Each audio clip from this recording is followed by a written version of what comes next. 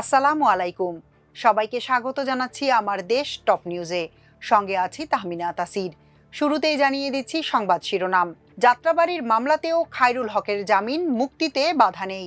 হামের উপসর্গে আরও 2 শিশুর মৃত্যু, এ পর্যন্ত মৃত্যু 718।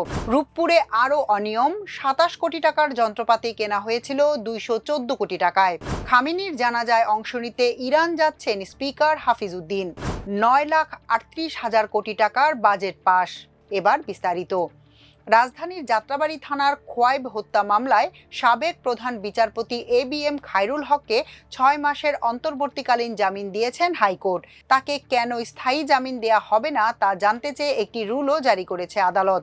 খায়রুল হকের আবেদনের শুনানি করে বিচারপতি AKM জাহিদ সারোয়ার ও বিচারপতি শেখ আবু তাহেরের বেঞ্চ মঙ্গলবার এই আদেশ দেয়।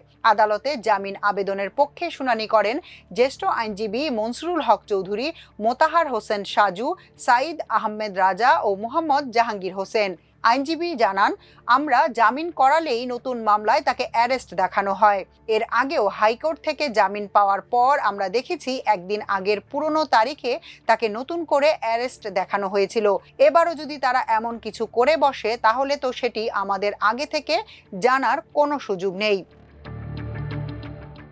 হামের উপসর্গ নিয়ে 24 ঘন্টায় দেশে আরও 2 শিশু মারা গেছে। এ নিয়ে প্রায় 3.5 মাসে হাম ও হামের উপসর্গ নিয়ে 718 শিশুর মৃত্যু হয়েছে। এর মধ্যে হামে মৃত্যু হয়েছে 93 শিশুর। গত 24 ঘন্টায় হাম ও হামের উপসর্গে আক্রান্ত হয়েছে 980 শিশু।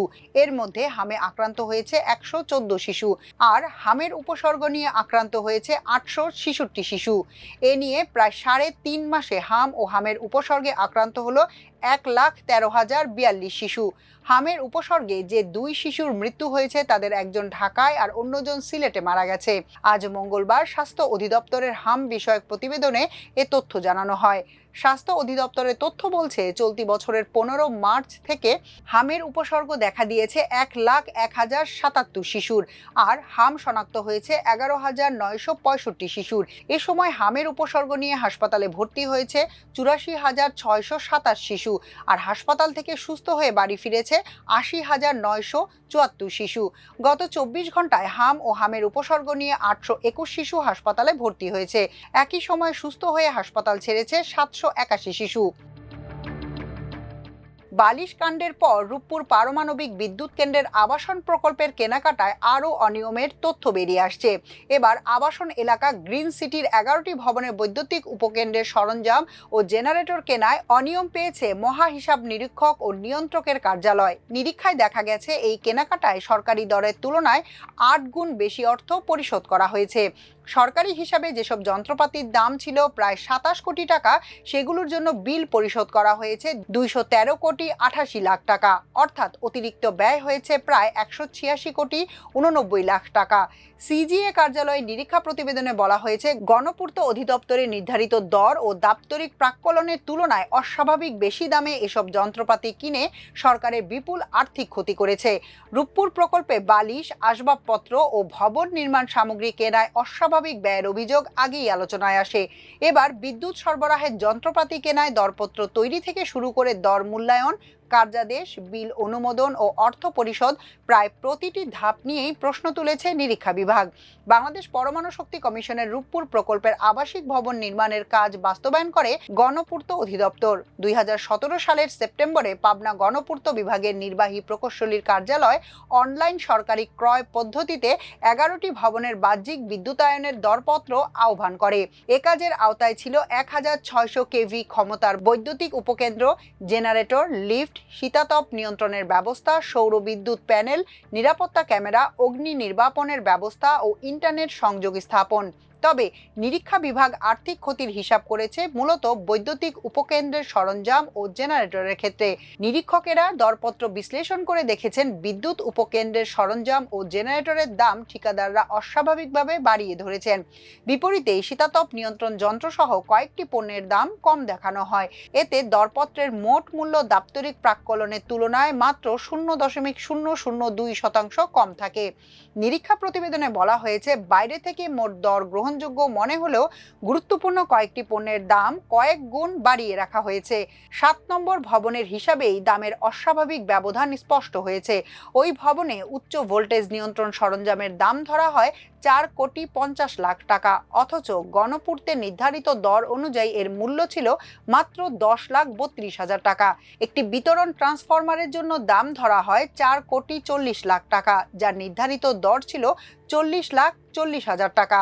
নথি অনুযায়ী মজিদ সন্স কনস্ট্রাকশন লিমিটেড 5টি ভবনের কাজ পায়। প্রতিষ্ঠানটিকে পরিশোধ করা হয় প্রায় 92 কোটি টাকা, অথচ সরকারি দরে সংশ্লিষ্ট যন্ত্রপাতির মূল্য ছিল প্রায় 12,27,00,000 টাকা। এ হিসাবে অতিরিক্ত পরিশোধ করা হয় প্রায় 79,73,00,000 টাকা। সাজিন এন্টারপ্রাইজ 4টি ভবনের কাজ পায়। প্রতিষ্ঠানটিকে দেওয়া হয় 82,49,00,000 টাকা, সরকারি হিসাবে যার মূল্য ছিল 9,82,00,000 টাকা। অতিরিক্ত পরিশোধ করা হয় প্রায় 72,67,00,000 টাকা। ইরানের প্রয়াত সর্বোচ্চ নেতা আয়াতুল্লাহ আলী খামেনির রাষ্ট্রীয় জানাজায় অংশ নিতে তেহরান যাচ্ছেন জাতীয় সংসদের স্পিকার হাফিজউদ্দিন আহমদ। তিনি ইরানের পার্লামেন্টের স্পিকার মোহাম্মদ বাঘের গালিবাফের আমন্ত্রণে এ সফর করবেন। পররাষ্ট্র মন্ত্রণালয়ের একটি সূত্র জানায়, ইরানের স্পিকার মোহাম্মদ বাঘের গালিবাফ বাংলাদেশের স্পিকার হাফিজউদ্দিন আহমদকে জানাজায় অংশ নেওয়ার জন্য আনুষ্ঠানিক আমন্ত্রণ জানিয়েছেন। সেই আমন্ত্রণের পরিপ্রেক্ষিতে তিনি তেহরান সফর করবেন এবং জানাজায় অংশ নেবেন। বিষয়টি নিশ্চিত করে বিএনপির মিডিয়া সেলের সদস্য সাইরুল কবির খান বলেন, ইরানের প্রয়াত সর্বোচ্চ নেতা আয়াতুল্লাহ আলী খামেনির রাষ্ট্রীয় শেষকৃত্য ও জানাজার নামাজ 4 থেকে 9 জুলাই তেহরান, কোম ও মাশহাদ শহরে অনুষ্ঠিত হবে। জাতীয় সংসদে পাশ হয়েছে 2026-27 অর্থ বছরের 9,38,000 কোটি টাকার বাজেট।